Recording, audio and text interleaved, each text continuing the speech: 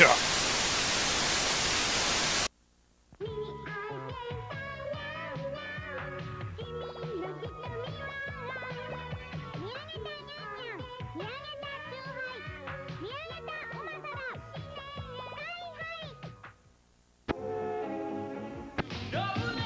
All funky colors. Shapes that swing. It's impossible. And it is virtually. This episode brought to you by politics. You can't escape. It's coming for you.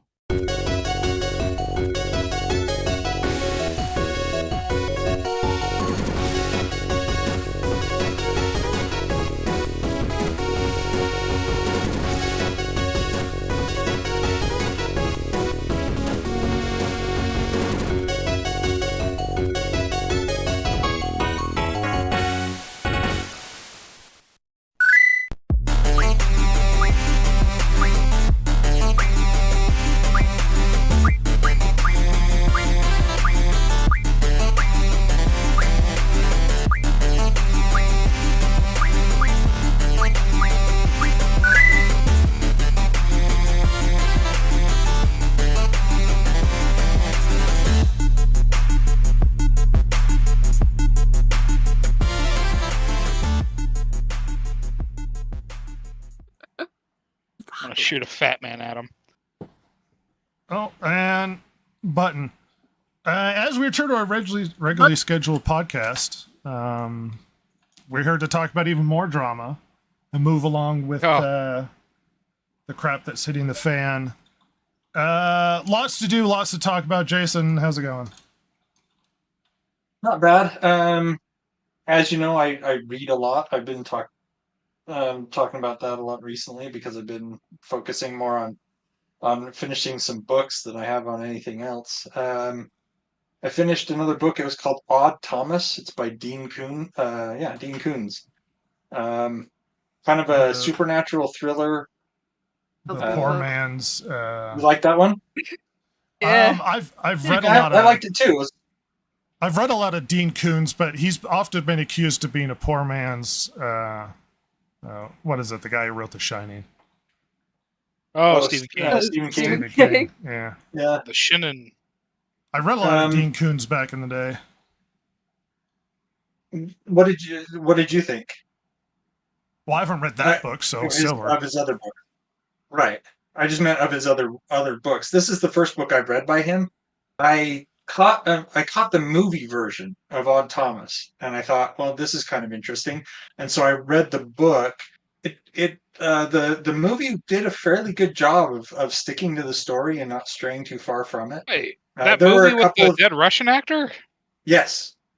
Oh my God, I didn't know that was a Dean Koon. All right, fair enough. Yeah. I did not know he wrote stuff like that. All right. Yeah.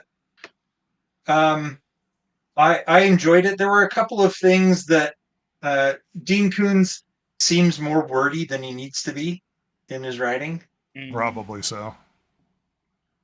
But other than it being overly flowery, I did enjoy it. It was a pretty good book. Nice. I read one of the longest books I've read was a Dean Koons, and I can't remember what it was. Watchers, maybe. I don't remember his writing style specifically, if I'm going to be honest. It felt very Stephen King-ish, and there were thrillers and stuff, some exciting stuff. I'd read them in middle school, high school. The only thing I've read, so I've only read a couple books by Stephen King, so I can't really speak to that. I've read 1 through 4 of the Gunslinger series. Oh yeah. I kind of got sidetracked on Wizard and Glass, because that to me feels like that scene in Empire Strikes Back where Luke goes into the cave, where it's just kind of a jarring tonal shift. That felt like Wizard and Glass for the rest of the Gunslinger stuff. And so I just haven't gotten back into reading the rest of it yet. Sweet. I'm gonna have a hot take for the pod, but Stephen King's a better short story writer anyway. Yes, I mean, he probably is. He's produced some really good pieces of work and also gigantic turds. And he's a psycho coke hound. love him. He Gotta love him for himself that. admitted that he did a lot of his writing on cocaine. So Yes. Oh, wow. He has more than once admitted that he can't remember writing some of his best novels because he was so high at the time. yeah, It's freaking rad. he, he also has just horrific political takes, but we'll set that aside. As an aside, since we're talking about Stephen King, Shelley Duvall passed away the other day. Oh, rest in peace. Yeah, I thought she was a cute gal, and she was amazing in The Shining. The only person Yeah. that could possibly play Olive Oil in Popeye. Yep. A great That's olive true. oil. Large. He's so large. And her life seemed to, I don't It want to was disparage Kubrick, her in any right? way, but seemed to spiral into not being great in her later life. I don't know if she had mental issues. Well, apparently it was Kubrick, right, that directed The Shining. Yeah. That's right. Apparently, he really tormented her on set, like to the Well, point that I don't know if her mental collapse is related to that, and I don't want to imply that's the case. But he did torment her on set, and it wasn't a positive experience for her. But who knows No. if she had some sort of medical issue later on. She definitely Right, but needed Popeye after that. I definitely wouldn't. I would definitely say that probably didn't contribute in a positive way to her later mental health. That But experience. sympathies to her. It's my understanding she passed in her sleep, which is good. Oh, good. Yeah. We also lost today Richard Simmons. No. Really? Yeah. Yeah. Oh, icon, man. Yeah. A lot of him dancing with a bunch of middle-aged women, encouraging people to get healthy. All great. I don't know if he was With his- ever gay, but sure, he was flamboyant. He was super curly hair, and yep, God bless him. Every time I saw him on anything, it annoyed me to no end. He's an icon, he's a legend, but that doesn't mean he was one of the most annoying human beings I've ever seen. Well, that's fine. I think perhaps reflecting on somebody's life who had passed, consider the positive aspects of what had happened, and that he was encouraging Well, like people I to be healthy, which is a good Yes, thing. he was, and that was amazing. Dancing That to was the definitely Oldies amazing. was just a constant advertisement we were all subject to if you're I was of gonna say certain that's like a age. TV like that and Ron Popeil. Like you just Yeah, saw them constantly. those two. They're you couldn't sleep. infomercials. Yeah. Hey, so, two greats passing along, which should be mentioned. Ross, how are things? Things are well. Just chilling. Haven't watched anything real exciting as of recently. I started watching Taxi Driver, and I realized I should probably watch it with my girlfriend because she'd probably like it. But The Taxi Driver is really good. yeah, boy, it starts off real depressing right off the bat, doesn't it? It's not Just a real positive movie. sad. Yeah, it's, Just That's real, the De Niro real one, right? bummer. Yeah. Yeah, Well, yeah. and Yeah. we've had this conversation when we went and saw Joker. Joker has a lot of Taxi Driver influence, Oh, as well as And King of Comedy. Yeah. yeah. Taxi Driver is one of those films where it's just like he goes off on, mentally, and he's gonna go do some crazy stuff. Can't believe you haven't seen Taxi Driver. Some people overly obsessed about it. I think it's a really good movie. I'm not obsessed sure. with Taxi Driver. I think it's a case of I've never seen it all the way through. I'm sure I've seen parts of it on cable, probably AMC if I had to guess. But that's Yeah, not really a way probably. to see that sort of movie. No, it's like saying I saw parts of Godfather or whatever. It's like, well, you should sit there. Yeah. God, at least you can see most of Godfather on TV. I feel like there's big aspects of Taxi Driver you can't really show They would, on probably television, cut out. even cable. But yeah, speaking of Kings of Comedy, I tried to watch that movie. Man, it's so awkward. I get secondhand embarrassment so hard I couldn't watch it. It's really hard. Holy cow, man! Those characters are so pathetic. Holy shit! Oh, they're very well. If secondhand embarrassment's an issue for you, there are a few movies out there where it's like they try and deal with things so terribly that you feel bad for what's happening on the screen. Yeah, it's rough. Like, oh, I could see that. I can see that. I've seen Kings of Comedy. It's been a long time. You should have watched the paper I recommended to you. I do need to watch that. You know what? Yeah, that'll be my week's viewing this Yeah? week. I need to watch that. It's a good movie. I saw it recently. Mhm. It's Michael Keaton, Robert Duvall. There's quite a few Robert people Duvall. in them. It's really good. It's a newspaper. It's really well filmed. It's directed by Opie, and it's real complicated. There are a lot of scenes with a lot of things going on, and people inserting themselves, and a lot of dialogue. It's really well filmed. I would recommend the paper. It's on Netflix at the moment.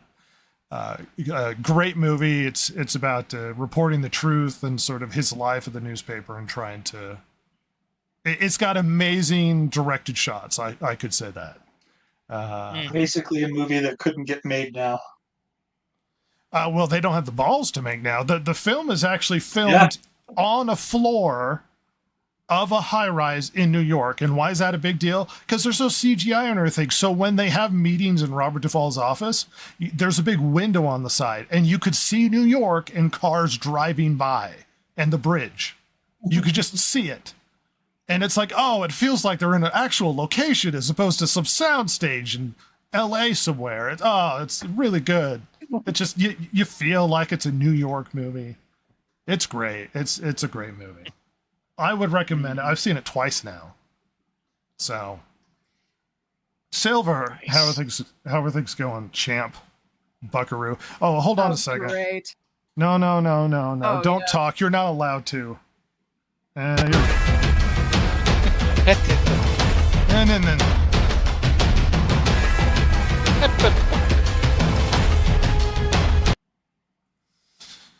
All right, diversity hire, whose the only reason why you're included is so that we could check a box. How you doing? Oh, I'm allowed to talk now. Yes, you've been We've given had your permission. intro. By the, you've been given permission by the patriarchy. Go ahead. Just confirming, sir. Sir, may I have some more words? oh, May I save my 2 piece?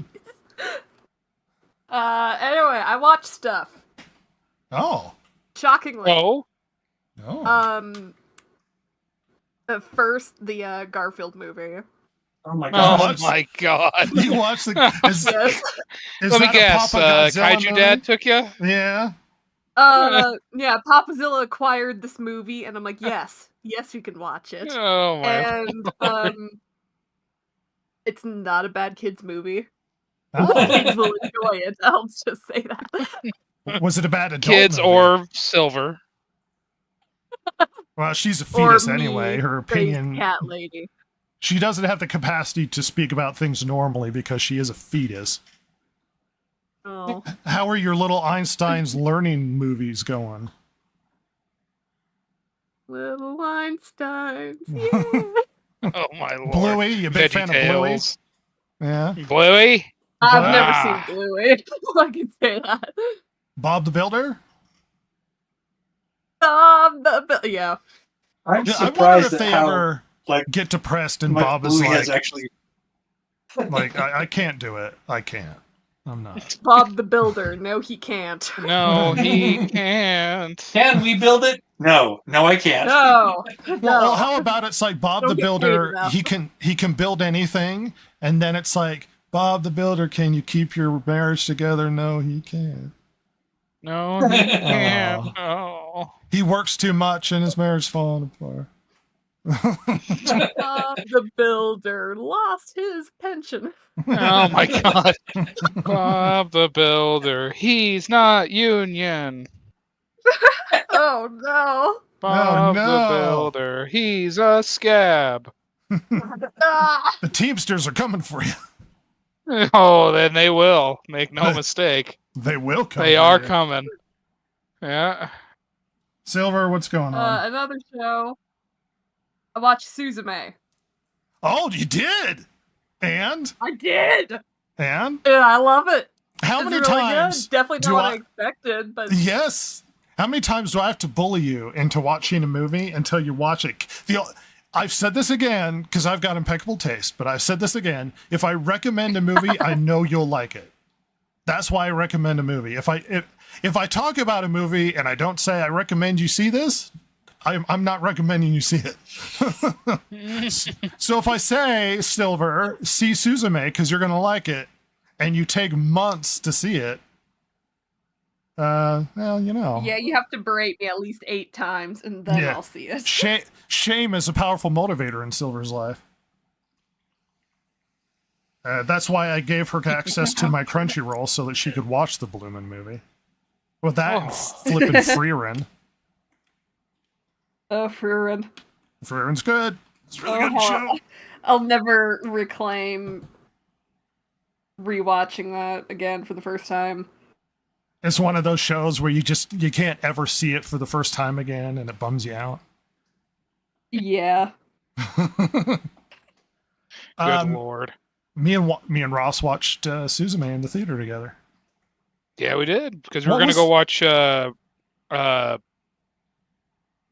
Dracula movie. Nicolas But it's Cage about one? yeah, it's Renfield. Renfield, and then the sound didn't work in the theater, so they gave us a voucher. So Which that show turned out to suck. Well, yeah. Look, I'm not upset. We watched Suzume instead, is what I will say. Because Suzume is great. It's a charming movie. It's just adorable and lovely, and talks about things with Japan and such, and I like it. It talks about their Hot guy relationship. becomes a chair. Yeah, hot guy becomes. Specifically, that moment when he's walking up the hill in the beginning, Silver, Ross turns to me and he goes, "He's so handsome." He's so handsome. Oh my God, he's so handsome. Oh, It was at that moment you're like, I gotta so recommend dashing. this to Silver. Yes. uh, She lacks control. Oh no, he's hot. Oh no. Well, let's be fair. He's so responsible. Oh, Let's be fair. Spoiler: he's a chair for most of the movie. I a know, which child was also chair. disappointing. It's like you're a 3-legged chair throughout most of it. Well, you do have an which, awkward while moment adorable, where she's sitting on him, and that's the thing. Oh yeah, the like cafe thing. Yeah.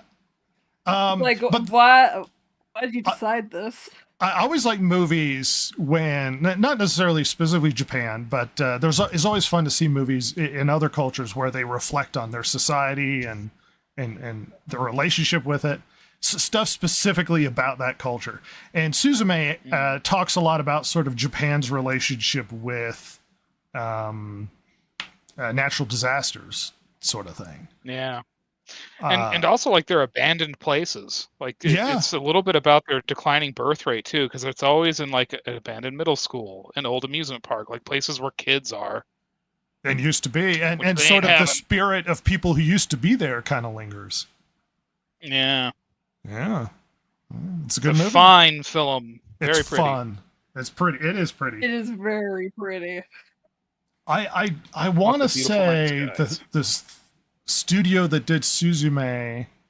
Yeah, I don't know for sure. I thought it might be the same one that did A Silent Voice. I'd have to double check on that one. It might be a different one. Or was it the Your Name people? I think it was Your Name people. Yeah. If it I isn't recognize for those night skies. it's unfortunately one of the producers of Your Name is in trouble for Oh. underage stuff. So, Oh. well, I'm a Stinky. fan of Silent Voice, so I don't have that problem unless something shows up and then I'm gonna have to deal with it. It is the same company, and it's called Comix Wave Films, which is very Okay. Japanese. They produce a lot of stuff.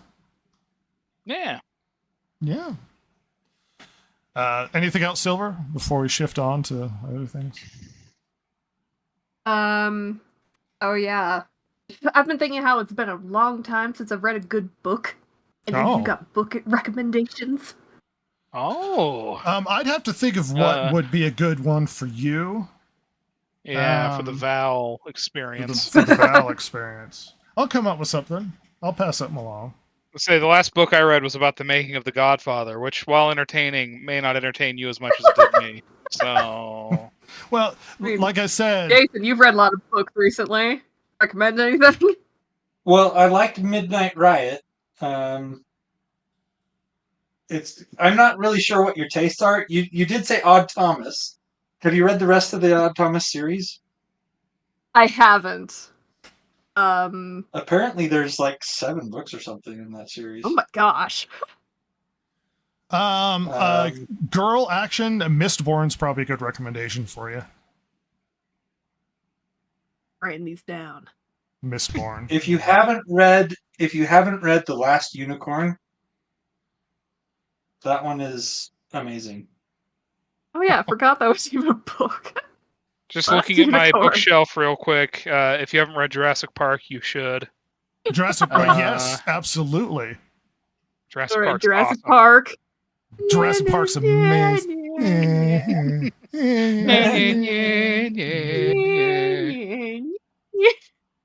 It's kids' books, but I love the Del Toro Quest books. So if you want some fantasy in your life, they're fun. I love fantasy. Yeah, we probably think of some stuff later on down the road. Yeah. All right. Let's shift into our general discussion. So I was having having a little bit of a conscience crisis moment, and not because I'm mentally falling apart, but because I was reflecting on sort of the trending. Shut up, Silver. So I was reflecting on sort of the trending topics of the week, and every week it's the Acolyte, because we get a new episode every week, and everybody talks about how big a piece of crap it is. That's just the discussion. Is the Acolyte every week? Every now and then a new trailer comes out, but it's mostly Acolyte conversations in the realm of the internet when it comes to nerdy, geeky, whatever stuff. Nothing too exciting outside of that. Every time I open a web browser, it's like, oh, have you read these articles about the Acolyte? I'm like, why? Well, and even for our purposes, which might have been better if we had, I guess, reviewed the show, but we're not reviewing the show. We're talking about the drama around the show. We're in the process of reviewing Rings of Power. We've got other things to do. But most of it's Acolyte conversation. And that's not to say that the conversation around the Acolyte isn't interesting. So I thought about it, and I was like, well, we've talked about the drama in one direction or another. And I thought, well, you know what would be a fair way to go about this? Is if we approach the conversation from the perspective of people who like the show or disagree with sort of the naysayers when it comes to shows like The Acolyte and Rings of Power and current Marvel and Disney Star Wars and whatever. People who like these shows who are on the other side of the opinion spectrum, so to speak. So I started going down the rabbit hole of trying to listen to people who are discussing... Who think that this is an awesome show. Who think it's an awesome show, or even discussing the conversation around the show. And I kept trying to do my best to not create a straw man, because it would be easy to look up a show and be like, The Acolyte's good, and if you don't like it, you're a misogynist, bigot, racist, homophobe. And it's like... Unfortunately, that seems to be what happens. You know what I mean? Well, that's my problem. And that's the discussion with Ross, is everything I looked up was all that. And I didn't want to straw man the other argument, but most of the discussion is, if you don't like this show, you're racist. And I started reflecting on the Rings of Power conversations that we had, where we've talked a lot about the Rings of Power. We've talked about politics around shows.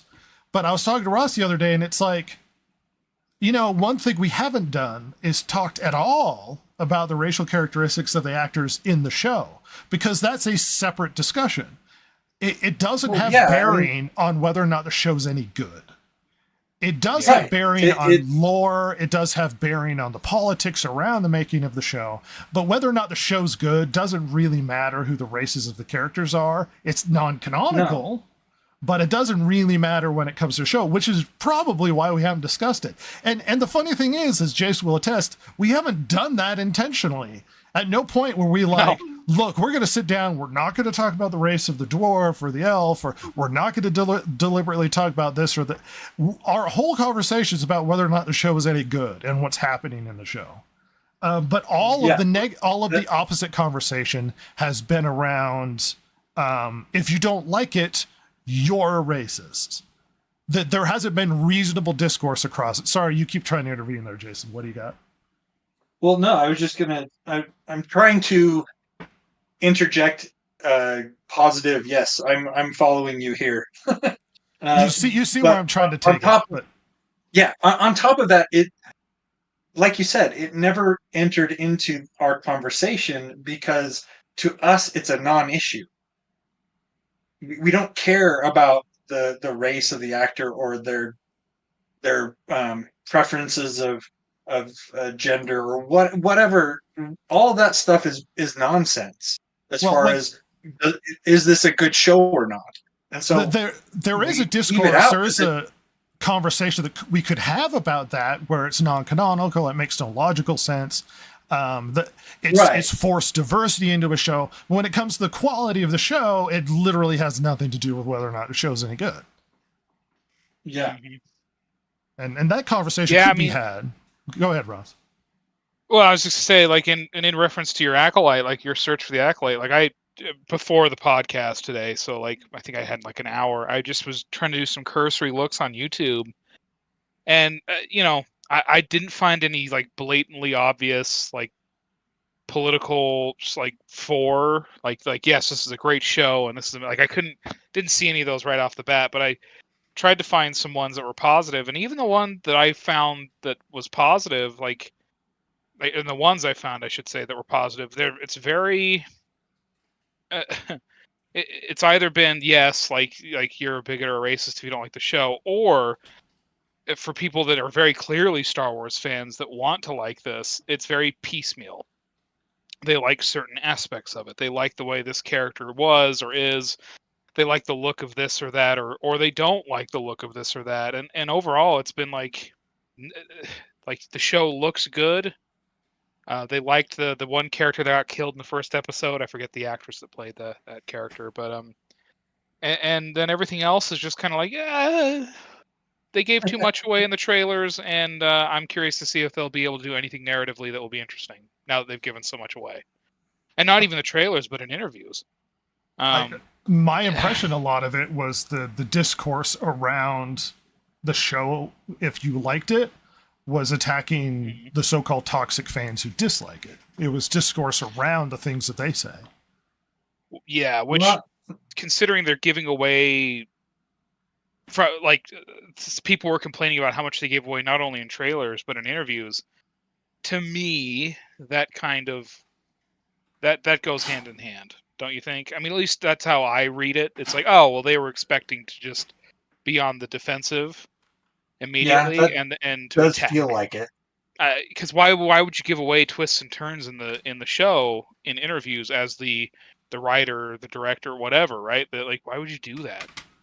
And they did, and so it makes me wonder if they were kind of always expecting to be having, this perspective. I can imagine them doing that because they were thinking they wouldn't get a fair shake when it came to the show. And so they were like, well, we need to get this out so people know and that it might give them more of a reason to be favorable towards the show if we say, oh, you're really going to like it because of this, and the other thing. Because if they hadn't said anything, and we just, I shouldn't say we, what I should say is the fandom just blew up because they're, the way they are, then that doesn't get talked about, and it doesn't get people's interest and things. They're just constantly screaming about how bad the show is. Well, this is their opportunity to get ahead of that and start talking about, oh, you're gonna like it, really, trust us. A lot of the discourse was trying to get ahead. And it's funny because you could see sort of their expectations and what they're thinking is going to be the discourse around shows before they come out.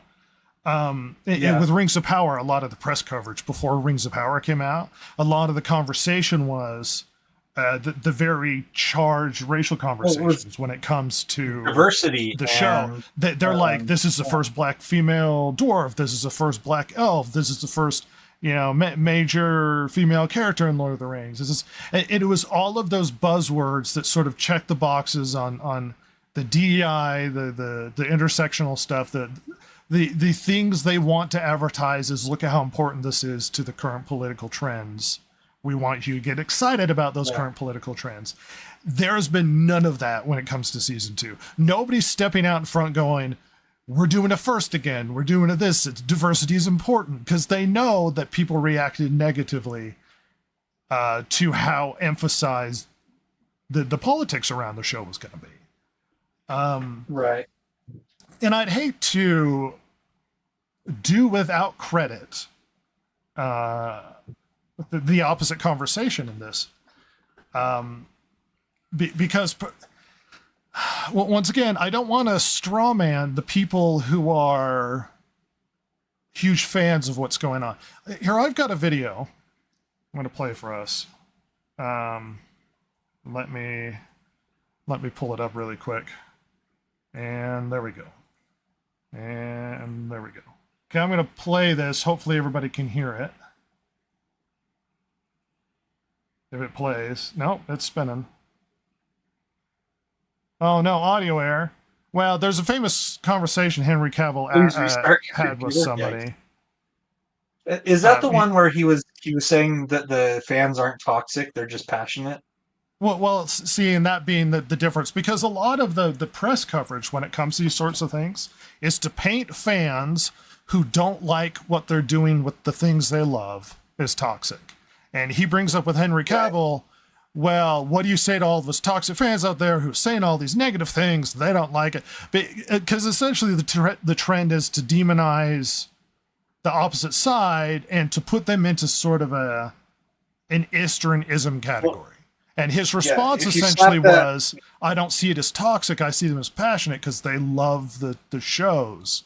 They love the content. Right. And that's the accurate way to look at it. I would love for there to be good Star Wars content. I would love that. I really want to see good Star Wars content. I was so hoping that Han Solo was going to be a good movie. It's not. He's good. One of my favorite characters. I really wanted to see a backstory movie executed really, really well, and was hugely disappointed when it wasn't. When it was, just meh.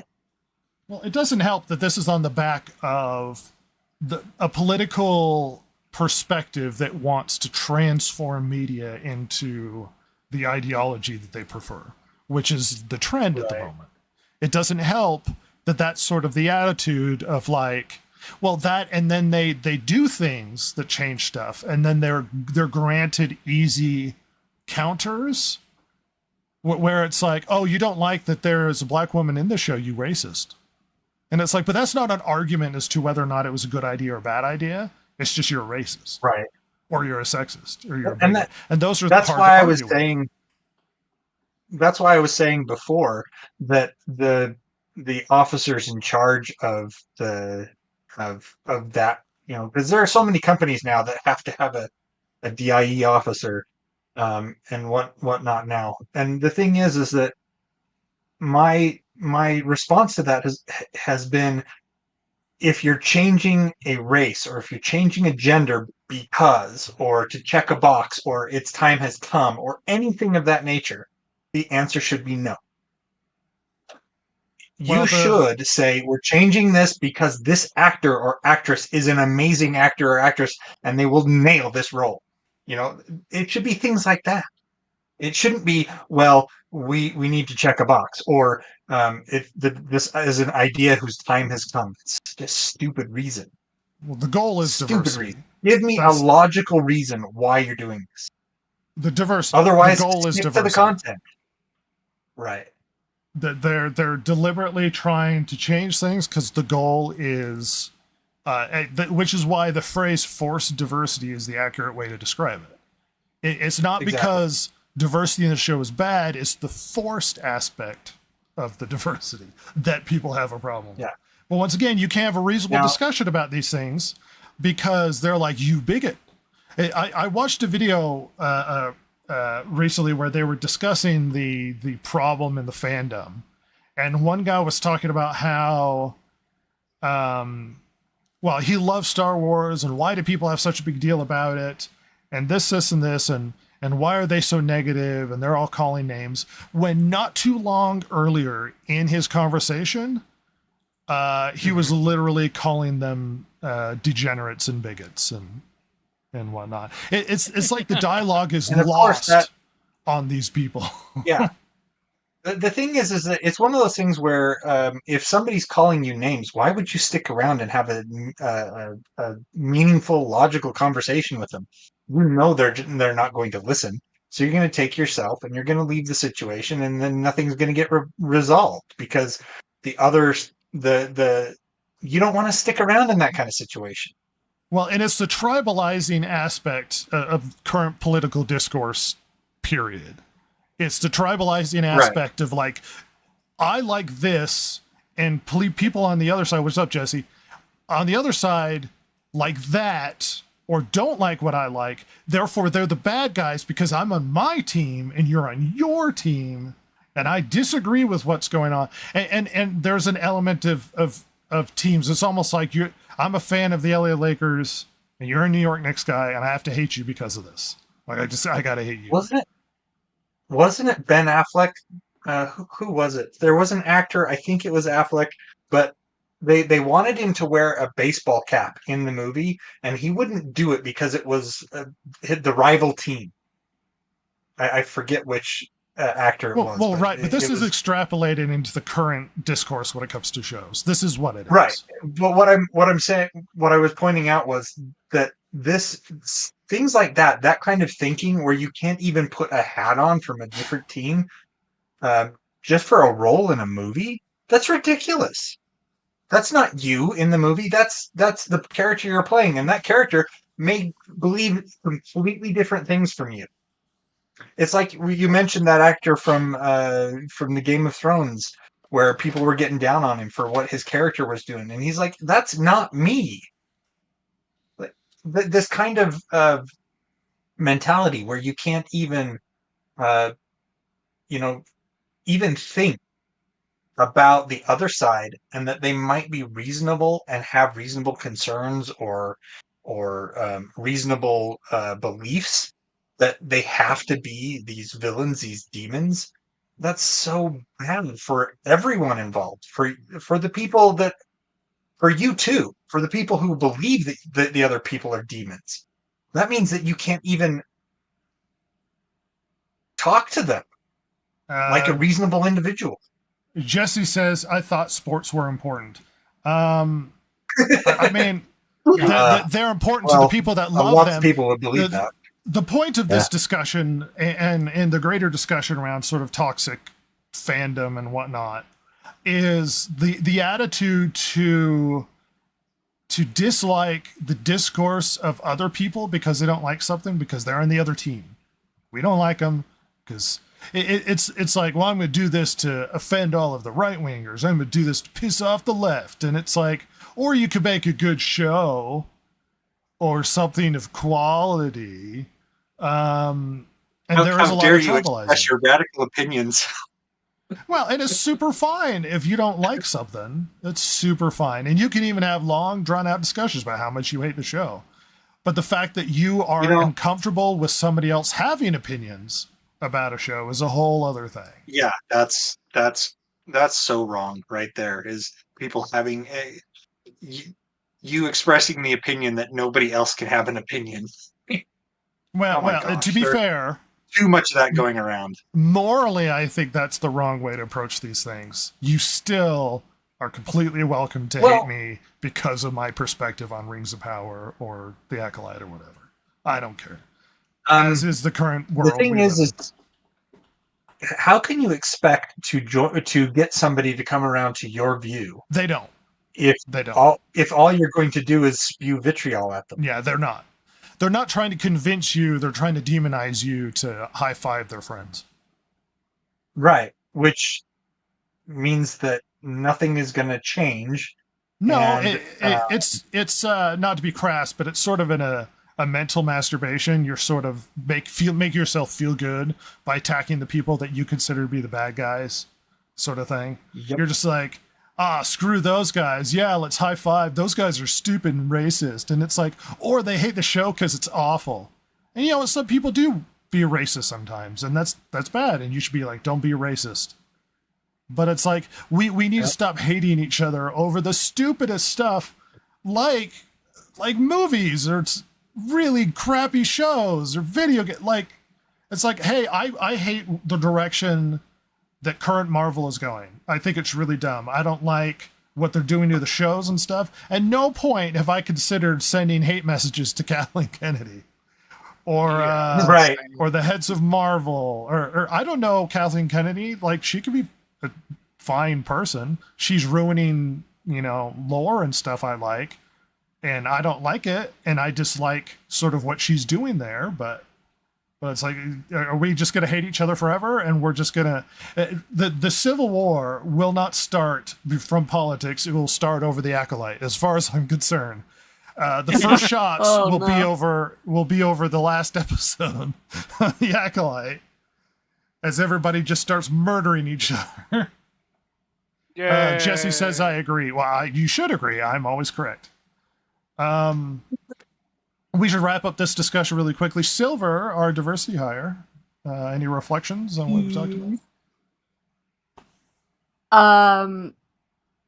Nothing new to point out. Just, yeah, you can dislike anything you want, but then it becomes a problem when you like something, then you go to someone else and say you have to like it. Like, don't make me like something.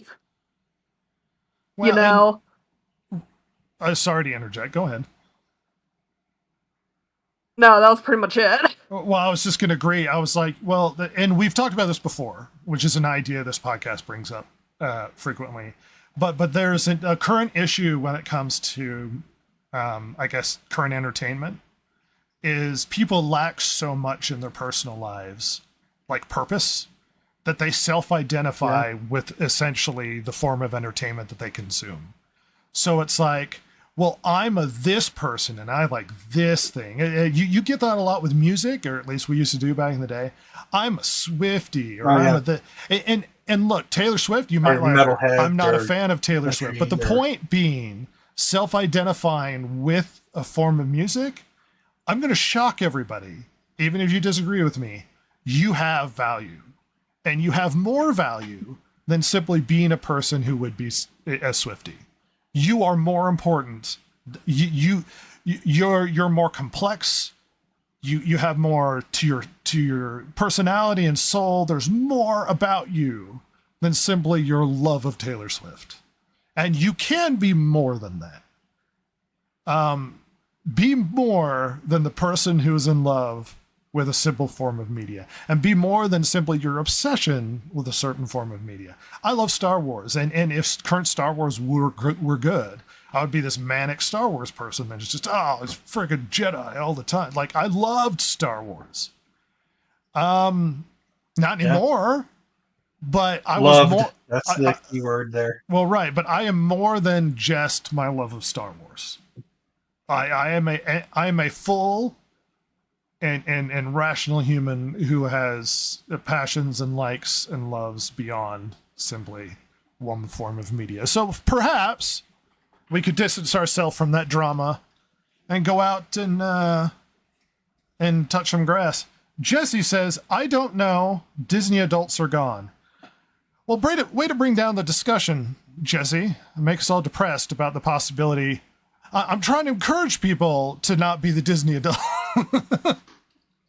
as opposed to no, they're all gone. They're ruined. They can't come back. Disney adults are more than their love of Disney, and hopefully they could find something of value.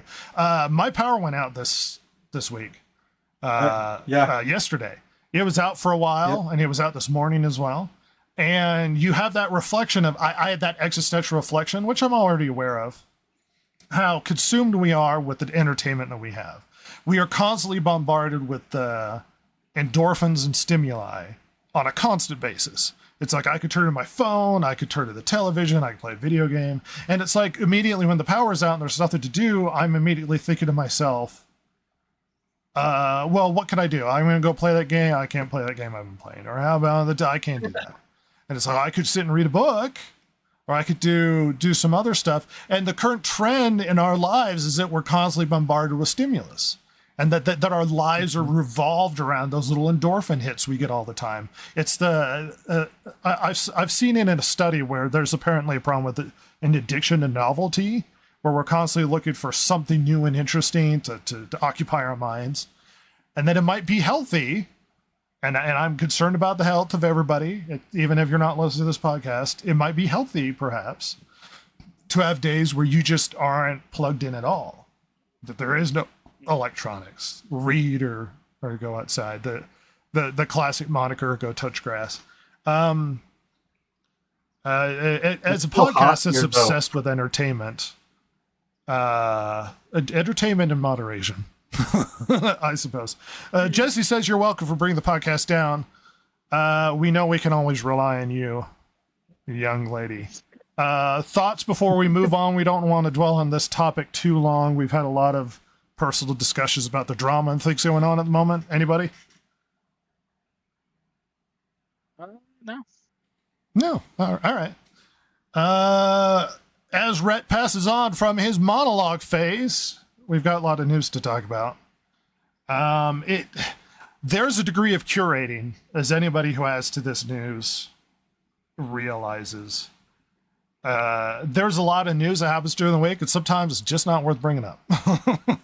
Yeah, that's very true.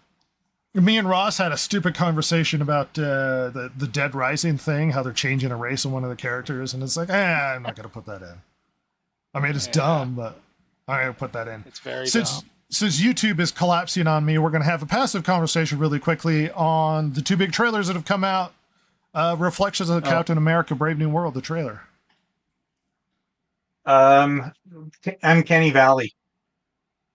Interesting.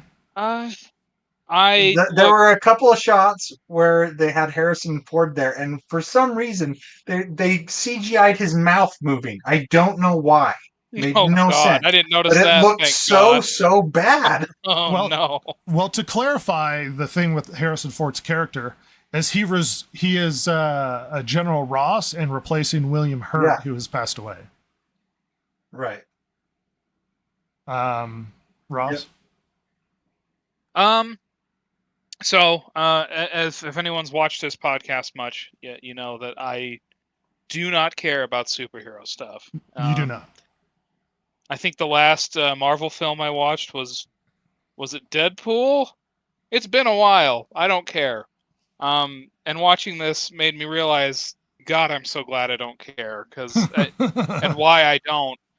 Like, I hate superheroes. Well, and like, even if I like, so my perspective as someone on the outside is the black-white transition that it kept doing, like little flickery thing. That's very funny and interesting, and maybe a little on the nose. And then on top of that, I hated the fact that his dumb little wings on a suit could cut through a jet fighter. Yeah, and not like break his spine, even if the magical metal he's using is stronger than a jet fighter. He is doing cool martial arts stuff that should be more of a Captain America, like Steve Rogers thing, because he's a super soldier, and right. Our boy Falcon is a man. He's just a guy, dude. The guy. He's a guy. I mean, he's a soldier, but he's a guy. I don't know. It was inoffensive. It was generic action-y trailer as far as I mean, it's hard to pass judgment on the show. It's been through a bunch of reshoots. It was supposed to come out in July, and I think before that it was supposed to come out, don't quote me on this, last year. But it has had a bunch of problems, apparently, and there have been negative screenings. And the television show that they did, the Captain America and Winter Soldier show or whatever, it did not do well. There was a lot of negative feedback from that. And it was charged with a bunch of political commentary as well. So there's not a lot of expectations it's going to do amazing. I don't know how to predict whether it will. Who knows? It could be good and it catches fire.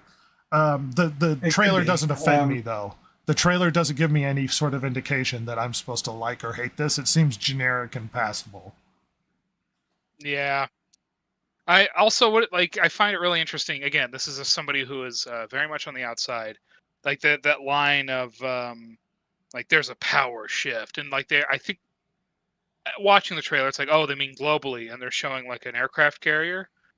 Don't they have flying aircraft carriers in this world? I'm do. confused. Yeah. I don't. So okay, I don't know. I just Well, gotta hate the superheroes. Russo brothers turned them into a commentary about unrestricted drone warfare, and you might go, Ah. "Oh well, that and Winter Soldier, that wasn't what they were talking about." Somebody deliberately asked the Russo brothers, "Are you talking about unrestricted drone warfare?" And they're like, "Yes, that's what we're talking about." And essentially, what they did is they turned the air carriers into they could link, and they had missiles where they could track people all over the world and then just immediately murder them if they wanted to. Yeah. So it became, and then Captain America looked at it and he's like, we need to get rid of this. Like, we can't, that's bad. So there's a big fight and he tore it all down. That's not to say that you can't have air carriers still. You just don't turn them into giant drone murder weapons, but whatever. Well, whatever you're going to do. I will. It's up to you, champ. Tiger. Let's not dwell too much on that trailer. Moving on to Gladiator 2. I'm really curious, Ross. Did we need another Gladiator? No, although they've thought about doing another Gladiator before, and the one, like, there was a version written by Nick Cave, of that band that does the Red Right Hand song, Uh-huh. and it was insane. So this seems much more better and grounded. But anyway, Where I he think fights literally people it in was the gonna be- afterlife and stuff. Yeah, and it was like kind of time travel-y. Yeah. It was truly the most bizarre thing I've ever heard of. Are you sure But- that wasn't an adaptation of God of War? No, No. no, no. This is anyway. Why is Rome still not painted? I don't know why Ridley Scott refuses to. Well, we already know how he feels about historical accuracy. Yeah. He said as much during You Napoleon. weren't there, so shut the F up. But please, but he takes the time to have his emperor be in horrible white makeup, but won't paint Rome. It drives me Well, and absolutely nutty. horrible white makeup that would have reflected like European aristocratic clothing trends in like the 18th century. Yeah, like the wrong time period. I don't like. Maybe I'm wrong, but in my time, both studying Roman history for classes and being the TA for a Roman history class in college, I don't remember that ever being talked about. I remember them talking about painting Powdering and statues, stuff. Yeah. houses, and there being graffiti everywhere in Rome. I don't Now- remember that kind of makeup being talked about. Now, granted, the painting of the lead statues, right? The painting of the statues is a Ross personal pet peeve.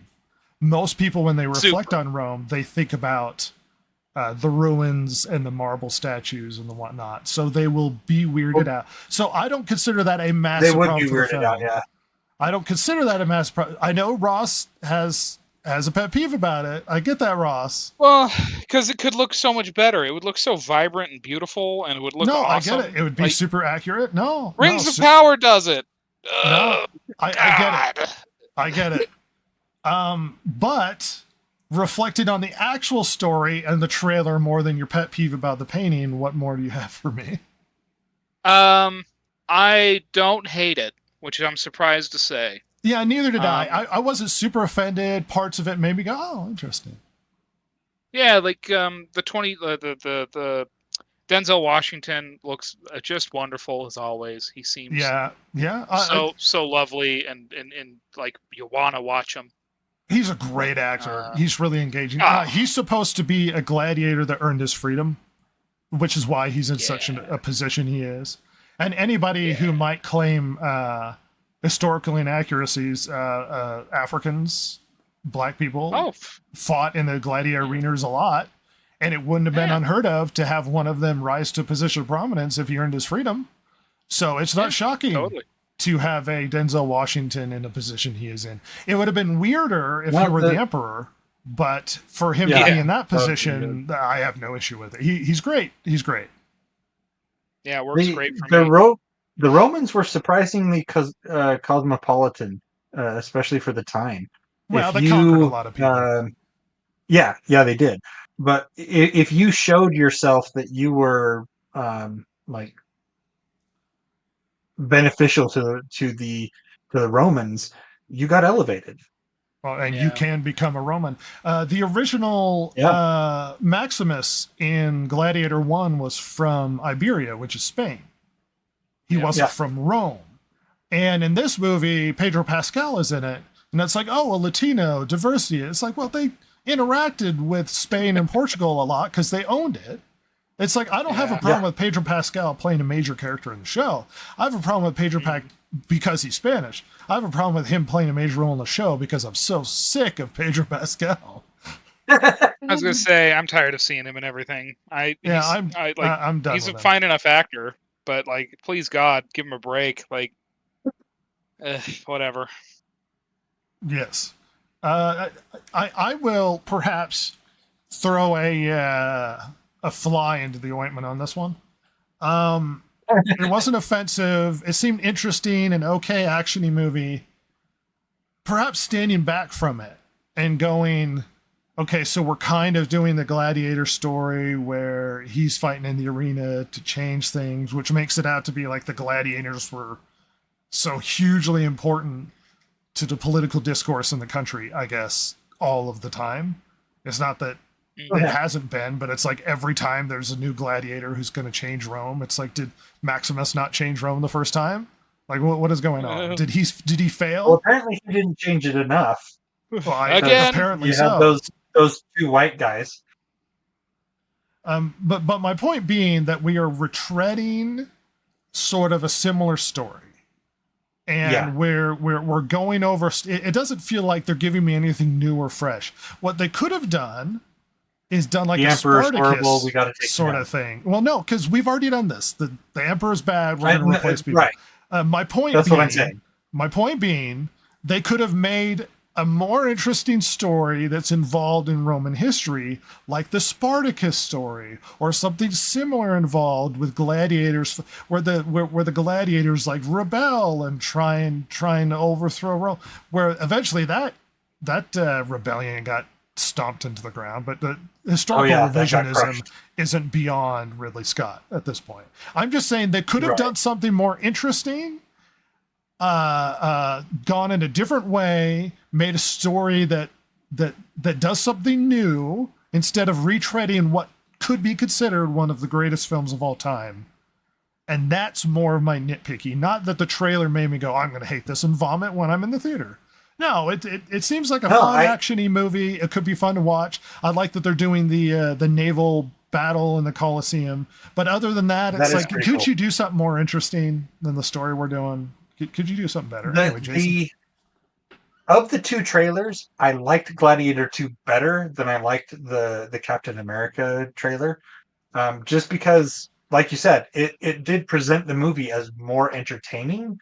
Whereas, I kind of felt that that what we were getting from Captain America is kind of a more bland movie, and the CGI stuff that they were using with Harrison Ford and his character and stuff just was so bad.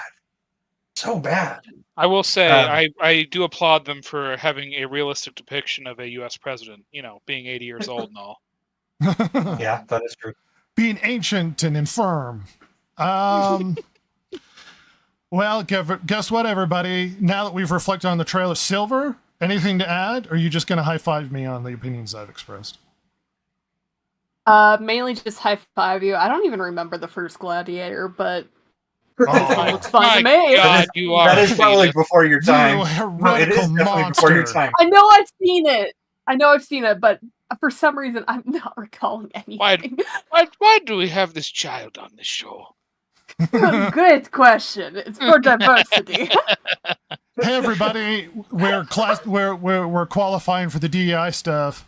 News dump. The Distracted Gamer Podcast. Big steaming pile of news dump.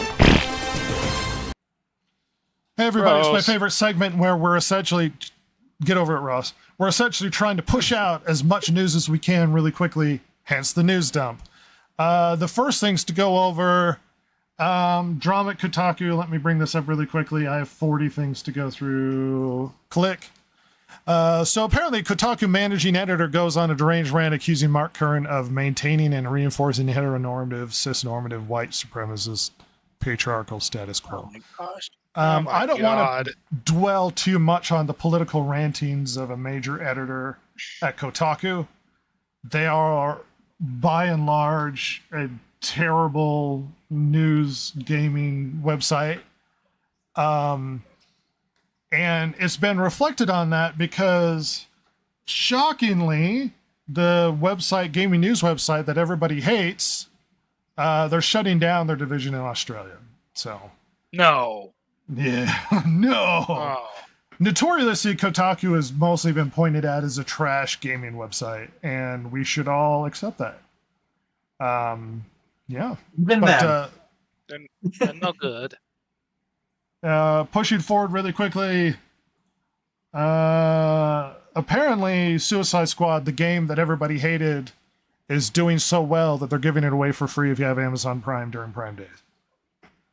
A great sign. You know, they're really getting it out there for a big audience. I'm really proud. Oh, wait. Or they really want a lot of people to have it because it's just worth nothing. I wonder if Amazon Prime had to pay very much for Probably the license not. to give it away. Gosh dang it, ad. George R. R. Martin, he wrote a blog post that had some interesting things to say about Game of Thrones, that they got half of it right, and he didn't care for a lot of the changes. Especially when Game of Thrones is highly beloved by a lot of people. A lot of people seem to like House of the Dragon. I'm not a fan of George R. R. Martin or Game of Thrones or his writing style. But as the creator of the series, he's more than welcome to weigh in on his opinion on what's going on with the show. But he had a few interesting quotes that I would actually like to bring up. Stop ad bombing me. I had to turn off my ads just to look at this, and now it's just I'm getting bombed with crap. All right, so here's where the quote. So I'm going to surmise this. He's talking about how they're getting stuffed wrong with the dragons and whatnot. And he says, and I quote, "Ignore canon, and the world you've created comes apart like tissue paper," which I think is an important point to bring up with George R. R. Martin's reflection. Well, especially when it comes to all canon. He's accurate. If you ignore canon, everything falls apart. Everything's built upon what the creator's intentions were, and ignoring canon just offends people, and it ruins the story. Jason? I'm with you. Amen there, George. But I haven't been impressed with his stuff, but where he's come out in criticism against things like this because of exactly what we've been talking about. Yeah, I'm behind him on that part. Moving on, article for Bounding into Comics. Apparently, the negative feedback from Japan when it comes to the new Assassin's Creed game, Assassin's Creed Shadows, is such that politician Satoshi Hamada and some members of the government are actually looking into the game and accusing it of, and I quote, cultural theft of, I guess, Japanese culture. Backlash from Japan's Japanese player prompts national politician to investigate the cultural theft going on Assassin's Creed Shadows. You know you've messed up. You know you've messed up big time when the government of another country comes after you. Well, and a lot of people tried to justify the changes in Japanese history by saying, hey, look at these Japanese people we dragged out that don't have a problem with it. The trailer in Japan has been ratioed tremendously. So it looks like the Japanese don't like the game or don't like what they're seeing. It's important, if you're going to make a game about somebody else's culture, you better make it right, because they're going to care about how you portray their culture. Not just the game. I mean, this goes back to the Netflix Cleopatra thing, where Egypt is suing them. Yeah. Egypt did sue them because Egypt is like, Cleopatra was a black. I know we like to play fast and loose with historical accuracy here, where the BBC made a show where Achilles was black, or they made a show about Queen Victoria. I think they made black as well. People remember these, and I have a problem with historical inaccuracy. Anne Boleyn, I believe as well. I don't like it. I don't like you disrespecting cultures and their history by forcing diversity into things where it didn't exist before. Don't you think it's your responsibility to display events accurately by depicting them accurately? Is that too much to ask? You think so? Anyway. Something Ross is really upset about. Xbox Game Pass is getting another wave of price increases and changing to its tiers. Ross, do you like this? No, because I'm like, and this is what I was worried about when they made you switch to this anyway. It's turning into, like, it went from, hey, look, we have this service, the Netflix price we have rights to a lot of these things. Yeah, and then like don't worry about just paying to have access to online with your friends. Well, now you get games with it too. And then they get you hooked, man. The first taste is free. You know what I'm saying? and then they hike up the prices on you, and then all of a sudden the games you want to play. And if you noticed in that article, some of those Call of Duty titles aren't going to be first day only anymore, which I am. I don't know what Xbox is thinking they're doing. I guess they also want some sweet sales dollars too. They are not the winner this console generation. That's why. Or the last. No.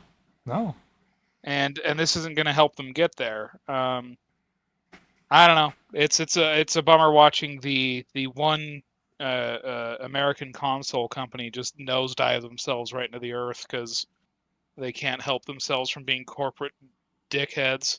For clarification, Game Pass Ultimate is moving from $16.99 to $19.99. 12-month Game Pass Core is going from $59.99 to $74.99. This is not an insignificant price increase. I guess inflation hits us all. But I wonder if Microsoft will find themselves hanging out outside an elementary school trying to hand out Game Pass cards, hoping they will be hooked for life. Hey, man. Hey, kids. The first is free, bro. You get 1 month for free. Kid. And then we shift along. Jason, this is yours. What do you got? Gosh dang it, I don't know. It's another Acolyte thing where they're doing the whole. I guess now that they're at this point in the Acolyte where the Sith Lord has now taken the good twin, and there's this will they won't they kind of thing going on between the Sith Lord and the good twin, like they had with Rey and Kylo Ren. Well, it's the problem we have to ship everything. Yeah. The thing is that I was looking at this and I'm sitting there going, why would you repeat the story of the Star Wars movie that was the worst received and worst reviewed of all the Star Wars movies, barring the holiday special at this point? Well, look, there's a lot of more stuff that happened in Acolyte that's very confusing. I just don't think they understand Star Wars. Yeah. No, they clearly don't. But yeah, it's just one of those things where it's like in The Last Jedi, they had this thing with Kylo Ren and Rey and all that stuff, and now they're like, hey, let's do this. And like, why? That was stupid then. It's going to be stupid now. All right, as we shift along, more Acolyte related stuff, I guess. Yeah. Leslie Headland is trying to convince us that Leslie Headland is trying to convince us that the Acolyte is good because it's different than George Lucas's vision of all of the Star Wars concepts. Well, that's not an explanation. What, with the radical take of Jedi bad? Yeah, George Lucas never did that. Yeah, basically the Jedi are the bad guys in this time around, and it's just like, Well, let me yeah, clarify. that's why your show sucks. At least some. All right. So, as somebody who's watching closely reviews, watching multi-hour reviews of the show, I know what's going on in the show. And they thought that they were creating a show that calls into question that the Jedi, with their intention to do good, will end up being the bad guys. That's not really what happens with the Jedi in general or in this show. Naive, maybe, is what happened in the prequels, but not because they were trying to do good and did evil. They were just really naive. They didn't think that they were vulnerable. In the show, Right. If you watch it, if you listen to the dialogue and the reviews from it, and the Jedi don't really do anything bad. It's just everything falls apart in a weird way. Well, perhaps Yeah. even to clarify more, But Leslie we're still Headland supposed to be. went out and did a bunch of press stuff where she was trying to defend the show, and this is where we're getting a lot of these articles from, like this one. She also Right. talked about, like, there's a weird moment in the Acolyte where one of the witches turns into this giant evil smoke monster and they kill her. The Jedi stab her. And everyone's like, oh, she looks like an evil smoke monster. Like you should stab her. You don't know what she's trying to do. She's doing some crazy evil thing. She looks like Sauron or something. And Leslie Headland's response was, well, actually what she was trying to do was merge with the Force. So it was a good thing. It's like, what the hell are you talking about? That was a good thing. They don't know what she could be summoning evil forces as far as we could tell. That By the was- way, She was like- merging with the Force. She would be Yes. doing like what Obi-Wan Kenobi did, where You he think just there kind would of be went peacefully tranquil and Well, maybe Yeah. a warming light glow instead of a black evil Yeah. mist where she does the mummy mouth and her mouth gets really big. That doesn't Yeah. look evil. Sorry, Ross. Also, like, well, and like, you know, I mean, granted, in KOTOR 2, weren't they merging with the Force and like swallowing whole planets? Like, just like, Well, like the just problem because with you're doing KOTOR things with the Force 2, doesn't mean you're a good person. Darth Nihilus was a scar in the Force, Yeah. and what he was essentially doing was he was a scar in the Force because he doesn't feel it, so he lacks it. So he was consuming life because he's like a negative in the Force. The general was the opposite in the event on Malachor 5, if I recall. I remember all this. The general essentially had another effect where they exude the Force, where they influence everybody around them with the Force, as opposed to Nihilus, who was sucking it in, sort of thing. Right. Mhm. But yeah, I mean, nothing's unique or interesting. It's not like anybody is making anything new. We could go into I the just thought depths it was of funny. No, you're wrong. You're not wrong. We could get into the depths of the stupidity of the lore, but once again, we are not reviewing the Acolyte or Star Wars lore at the moment. Thank God. Anyway, Ross asked me a question earlier. It's like, well, is anybody actually watching the show despite the drama around it? The Nielsen ratings are out, answer is- and Disney's Acolyte, apparently the fan base plummeted by 75%. And it looks like it is along with the lowest viewed Disney Star Wars of all time. It's like tied with it, or slightly above Andor. oops. So no, people aren't watching it. The reviews still stand at 14% for the audience review on Rotten Tomatoes. There was a kerfuffle, just as an aside, that it seemed like they removed displaying the audience score on the main site. You had to go into the show itself to see the audience score. But it looks like Wow. that's returned as far as I could tell. It's like people saw it and went, what are you doing? We don't know. I'm sorry. What is this? Anyway, Jason. The Time So Bandits. Yeah, I've heard of those. Taika Waititi is going to be remaking Time Bandits. Yeah, it doesn't with look good. Lisa Kudrow from Friends. Oh my God. Oh, is he now? Okay. Yeah. Yeah, you're right. I watched the trailer and I'm just sitting there seeing Phoebe from Friends, wondering when the rest of the friends are going to show up. I mean, I suppose that's not fair to it does her not as an look good. actress, just No. constantly interpreting her.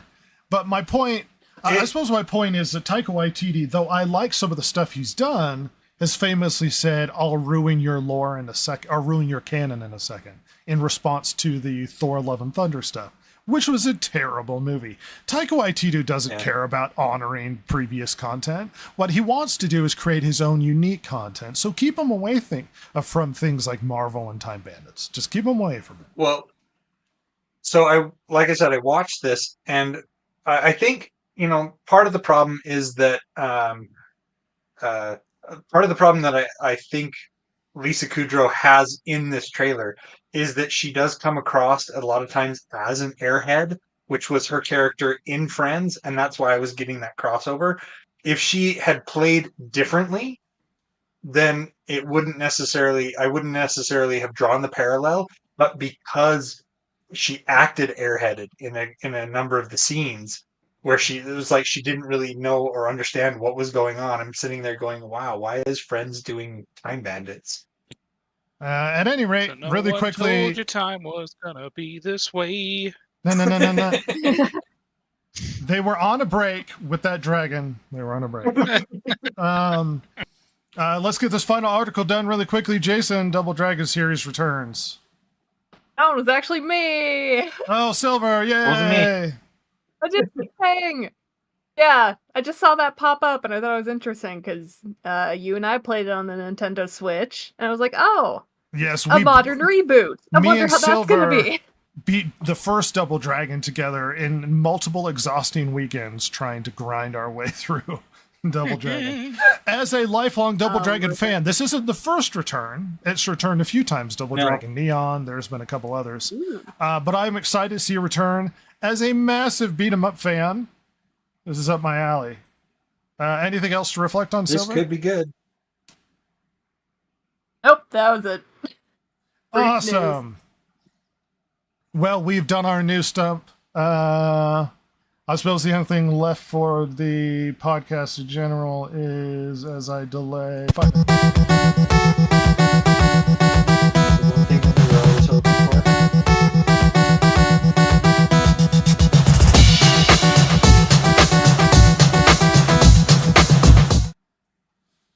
Guess who didn't prep the fight thing early, so I'm going to let Jason talk while I get this together. So today we have in one corner, there we go. We have Tombstone versus Punisher this week. Tombstone, 6'7", 215 pounds, superhuman strength, reflexes, stamina, and durability. You can see his stats there from the official Marvel page, and then we're going up against Punisher. Punisher, 6'1", 200 pounds. He's peak human strength. He's amazing at unarmed combat, hand-to-hand combat. He is a superior marksman, and he has pain immunity. I'm not sure who to give it on this one. I mean, Tombstone on paper looks better, but Frank Castle is probably just as bad as Tombstone. Well, I've got an argument. Go for it. Here's the problem with some of these debates. Basically, lore immunity. Like Punisher's got story immunity because he's beloved and he's a hero, and he's got a lot of like plot immunity where he's saved from things in ways he shouldn't be. He is, by all accounts, a normal man. I don't know about peak human strength. So if I'm reflecting on an encounter between two people, assuming all things being equal, they just encounter each other, Tombstone wins. Yeah. Because we have to presuppose that the Punisher's main strength is that he prepares for the enemies he encounters. He lays traps, he gets specific weapons to deal with them specifically. I know the cliche argument of kind of given enough time that Punisher can beat anybody. I don't buy that argument, but that is his strength. He prepares for the people he's getting ready to face. So when he goes after somebody, he over prepares Right. Yeah. So considering all things being equal, and they encounter each other in an open field, and it's just fight, Tombstone. Just Tombstone. So I am gonna give it to Tombstone. I understand, plot immunity and character love, and Punisher stands will try and set my house on fire. I don't know about this fighting skill. Like the Tombstone is a massive brute, and in a straight up fight without preparation, without gadgets, without a bunch of other things, Tombstone just throttles Punisher. He just does. Anyway, that's my 2 cents. Yeah. I mean, the thing is that I was kind of in my mind, I was possibly leaning in Tombstone's direction. What I was thinking is that Frank Castle is very much a ruthless individual and will go after somebody's weakness in a heartbeat. And that's Tombstone's possibly not? why. Well, that's what I was. That's one of the reasons why I started, as you were talking, thinking. I'm thinking more along the lines that you've set out now that we've been talking about it, because if it was Frank Castle against a hero, then it would probably be the other way around. But because it's Frank Castle against a villain who has no compunctions, who has no moral qualms about exploiting a weakness or anything like that, I think we'd have to give it to Tombstone. Then he's moving on. Yep. Tombstone's moved on. My window just went behind another one. We will be doing stupid thing. Luke Cage versus Mr. Negative next week. Sweet. And that should be it for the podcast proper.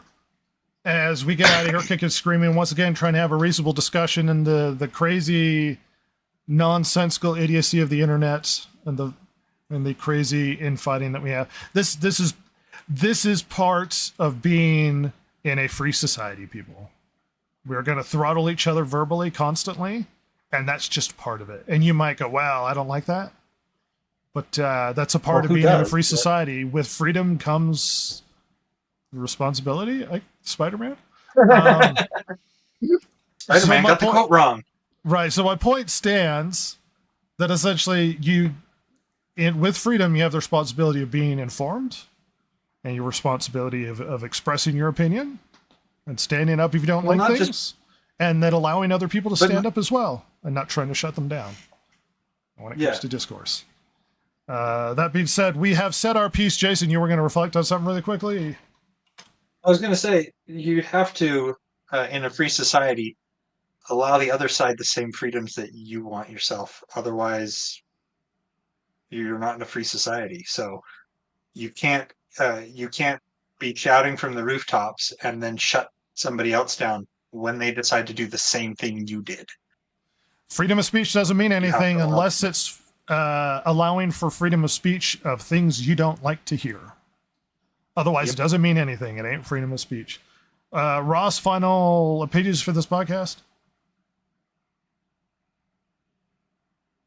Hey, hopefully these new movies are great and we can save Hollywood. They won't be. But I can hope. I can dream. And yeah, don't. They're just shows. You can disagree and not be so goddamn angry. It's just media that people have devised to sell you. Don't get that wrapped around the axle. Silver. Nothing new. Talk to each other, people. Love it. She's used all the words she's been allotted for today. Thanks, everybody. Thanks, everybody, coming along. We're getting out of this podcast proper. Goodbye. Bye. Bye.